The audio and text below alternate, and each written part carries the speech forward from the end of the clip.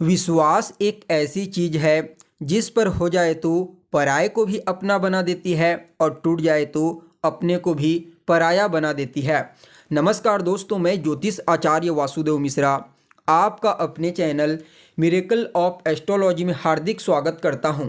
दोस्तों, आज का यह ज्योतिष का कार्यक्रम आप लोगों के लिए, मकर राशि वालों के लिए बेहद ही ज़्यादा खास और महत्वपूर्ण कार्यक्रम साबित होगा। जैसा कि आपने थंबनेल में स्पष्टता के साथ देख ही लिया होगा कि मकर संक्रांति के पश्चात हुआ बहुत बड़ा उछाल जानकर खुशी से झूम उठोगे। जी हाँ दोस्तों, गोचर कुंडली में ग्रहों के सम्राट सूर्य महाराज और ग्रहों के मंत्री, ग्रहों के गुरु देवगुरु बृहस्पति, इन दोनों का आपस में चौथे दसवें यानी कि केंद्र का कॉम्बिनेशन बन चुका है और आने वाले 13 फरवरी तक इसका प्रभाव आपको अपने जीवन में देखने को मिलेगा। देखिए, चाहे वह केंद्र का संबंध हो चौथे दसवें का या फिर त्रिकोण यानी कि नवम पंचम का कॉम्बिनेशन, ज्योतिष शास्त्र में इन दोनों ही कॉम्बिनेशनों को अत्यंत ही श्रेष्ठ माना जाता है। जी हाँ, जब भी कोई दो ग्रह जो आपस में नैसर्गिक रूप से मित्रता रखते हैं, अगर वह जन्म कुंडली में या फिर गोचर कुंडली में एक दूसरे के साथ चौथे दसवें या फिर नवम पंचम का कॉम्बिनेशन बनाते हैं तो यह दोनों के दोनों अपना श्रेष्ठ और उत्तम परिणाम देने के लिए बाध्य हो जाते हैं। और ऐसा ही अब आपको अपने जीवन काल में देखने को मिलेगा। क्योंकि गोचर कुंडली में सूर्य और गुरु, ये दोनों के दोनों जो आपस में नैसर्गिक रूप से मित्रता रखते हैं, दोनों चौथे दसवें का कॉम्बिनेशन बना चुके हैं। परिणाम स्वरूप यह समय आपके जीवन में कई प्रकार से बड़ा परिवर्तन करने वाला साबित होगा।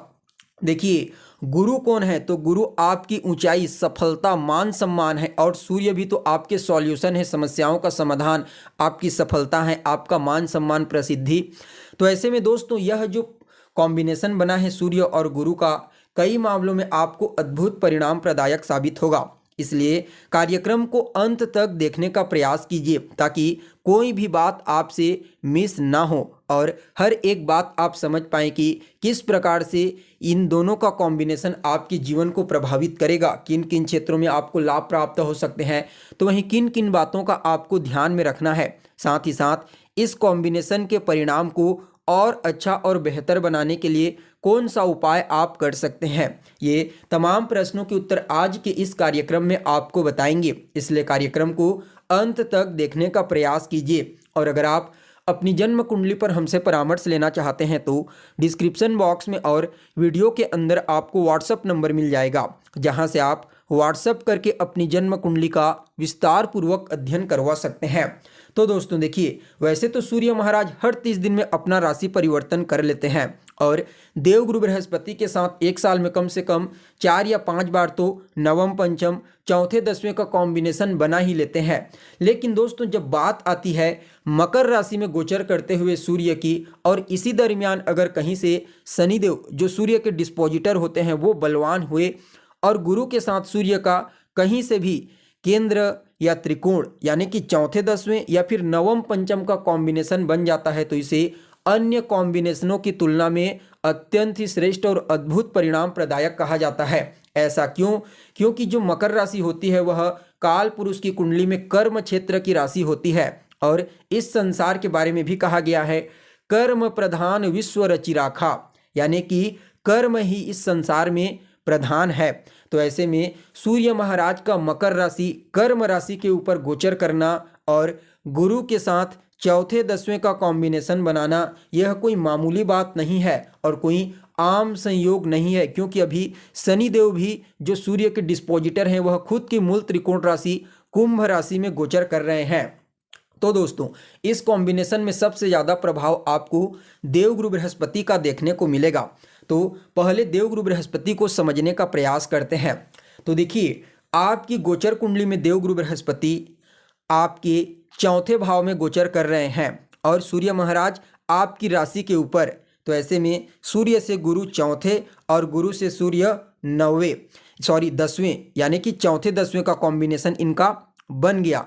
तो देखिए, देवगुरु बृहस्पति आपके लिए 12वें भाव और आपके तीसरे भाव के स्वामी बनते हैं, यानी कि आपके लिए एक अकारक ग्रह बनते हैं, लेकिन फिर भी ये जो मूल रूप से कारक खुद रखते हैं उनका प्रभाव तो आपको देंगे। तो देखिए, सबसे पहले यह आपके भौतिक सुख सुविधाओं में वृद्धि कराएंगे।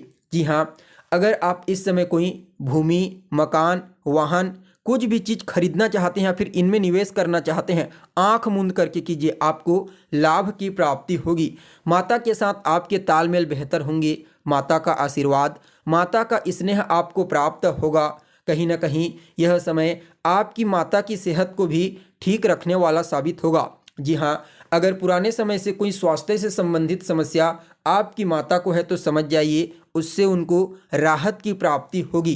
कहीं ना कहीं यह समय उन जातकों के लिए भी अत्यंत ही श्रेष्ठ और बेहतर कहा जा सकता है जो राजनीति के क्षेत्र में कार्यरत है। जी हाँ, जो पॉलिटिशियन हैं उनको भी इस समय जनता का पूरा सहयोग प्राप्त होने वाला है, जिससे उन्हें भी अपने कार्य क्षेत्र में विशेष तौर पर सफलता की प्राप्ति होगी। क्यों? क्योंकि देखिए, चौथे भाव में गोचर करते हुए देवगुरु बृहस्पति अपनी पूर्ण सप्तम दृष्टि से कुंडली के दसम भाव यानी कि कर्म क्षेत्र को दृष्टिगोचर करेंगे।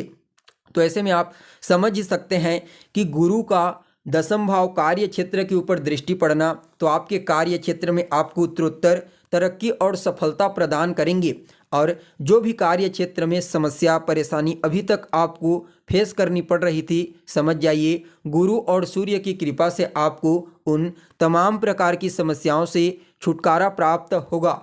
इसके पीछे सूर्य भी होंगे। क्यों? क्योंकि आपके व्यक्तित्व के ऊपर गोचर करते हुए आपके विल पावर यानी कि आपकी जो आंतरिक शक्ति है, आंतरिक ऊर्जा, उसे मजबूत और जागृत करने का प्रयास करेंगे।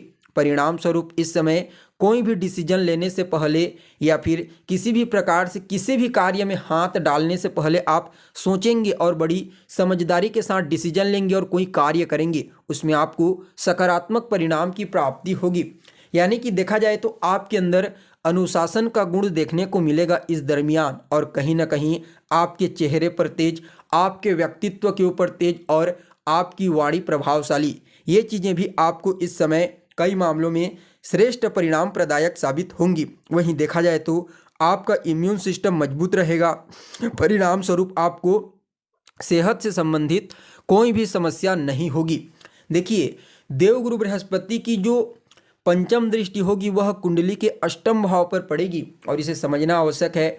कुंडली का जो अष्टम स्थान होता है आपकी परेशानियों का स्थान होता है और आपके जीवन में घटित होने वाली अचानक घटनाओं का होता है। और देवगुरु बृहस्पति को किन चीज़ों का कारक माना जाता है? तो देवगुरु बृहस्पति मूल रूप से तो आपके ज्ञान के कारक होते हैं और कहीं ना कहीं आपके धन के कारक भी माने जाते हैं, आपके वेल्थ। सो देवगुरु बृहस्पति का चतुर्थ भाव में गोचर करते हुए अष्टम भाव को दृष्टि गोचर करना, वैसे आपका ज्ञान का भाव कौन सा होता है? तो पंचम भाव होता है, और ये जो अष्टम स्थान होता है पंचम से कौन सा पड़ता है? तो पंचम से चतुर्थ। क्या समझे कि आपके ज्ञान का सुख और गुरु ज्ञान, नो डाउट कि इस समय आपकी छठी इंद्रिय एक्टिव हो जाएगी। जन्म से पहले, मरने के बाद जो चीज़ें होती है वह तो एक अलग ही मुद्दा है, लेकिन ज्ञान किसे कहते हैं यह समझना आवश्यक है। तो ज्ञान उसे कहते हैं जब किसी के प्रति आपके अंदर दया की भावना आए, आप लोगों की मदद करें अपने तन मन और अपने शरीर से, किसी भी प्रकार से क्या बोलते हैं, तन मन और कर्म, इन तीनों से अगर आप किसी को नुकसान नहीं पहुंचाते और तीनों से हर किसी को लाभ पहुंचाते हैं, सिर्फ मनुष्य ही नहीं, चाहे वह कोई भी प्राणी क्यों ना हो, अगर उसे आप लाभ पहुंचाते हैं हर प्रकार से, भले आप खुद दुखी हो जाएं लेकिन दूसरे को दुखी नहीं करते हैं, तो समझ जाइए इसे ही ज्ञान कहा जाता है। और ऐसा ही गुण देवगुरु बृहस्पति इस समय आपके अंदर जागृत कर देंगे, और ये सभी चीज़ें आपके पुण्य के रूप में धीरे धीरे करके तब्दील होनी प्रारंभ हो जाएंगी, और इन फ्यूचर आपको उसका बेहतरीन रिजल्ट देखने को मिलेगा। देखिए, सूर्य आपके सप्तम भाव को भी दृष्टिगोचर करेंगे, तो यहाँ पर समझने का प्रयास कीजिए। सूर्य एक अग्नि तत्व के ग्रह हैं, सप्तम भाव आपके वैवाहिक जीवन का होता है, तो थोड़ा बहुत आपके वैवाहिक रिश्ते में इस समय अग्नि तत्व की मात्रा बढ़ जाएगी। आपके व्यक्तित्व में और आपके पार्टनर के व्यक्तित्व में, दोनों के व्यक्तित्व में सूर्य के प्रभाव का समावेश देखने को मिलेगा। फलतः इस समय आपसी टकराव, वैचारिक मतभेद, ये ऐसी चीज़ों से जितना ज़्यादा हो सके बचने का प्रयास कीजिए। बाकी व्यापारियों के लिए अत्यंत ही श्रेष्ठ साबित होगा यह कॉम्बिनेशन। चाहे आप व्यापार करते हैं, नौकरी करते हैं, प्राइवेट सेक्टर में, गवर्नमेंट सेक्टर में, किसी भी प्रकार से कुछ भी काम क्यों ना करते हैं, समझ जाइए सूर्य और गुरु की कृपा से इस समय आपको सफलता के कुछ नए अवसर प्राप्त होंगे। कुल मिलाकर के आप सभी मकर राशि वालों के लिए यह कॉम्बिनेशन अत्यंत ही श्रेष्ठ साबित होगा।